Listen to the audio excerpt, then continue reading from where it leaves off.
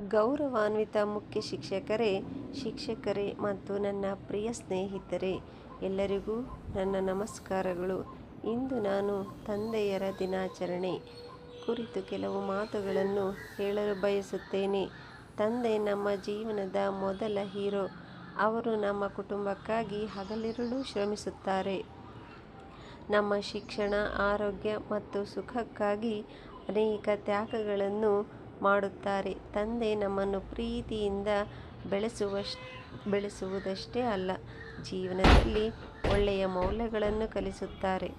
ತಂದೆಯರು ನಮಗೆ ಶಿಸ್ತು, ಪ್ರಾಮಾಣಿಕತೆ, ಕಠಿಣ ಪರಿಶ್ರಮ ಮತ್ತು ಜವಾಬ್ದಾರಿಯ ಮಹತ್ವವನ್ನು ತಿಳಿಸುತ್ತಾರೆ. ನಾವು ಯಶಸ್ಸು ಸಾಧಿಸಿದಾಗ ಅವರು ಸಂತೋಷಪಡುತ್ತಾರೆ ಮತ್ತು ನಾವು ಕಷ್ಟದಲ್ಲಿದ್ದಾಗ ಧೈರ್ಯ ತುಂಬುತ್ತಾರೆ.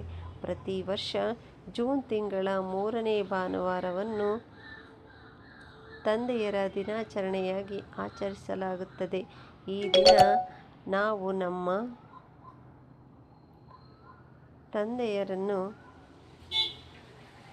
ತಂದೆಯರ ಪ್ರೀತಿ, ತ್ಯಾಗ ಮತ್ತು ಸೇವೆಯನ್ನು ಸ್ಮರಿಸಿ ಅವರಿಗೆ ಕೃತಜ್ಞತೆ ಸಲ್ಲಿಸುತ್ತೇವೆ.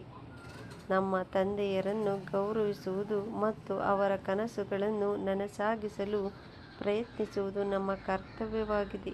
ತಂದೆ ಎಂದರೆ ನೆರಳು, ಶಕ್ತಿ ಮತ್ತು ಪ್ರೇರಣೆ.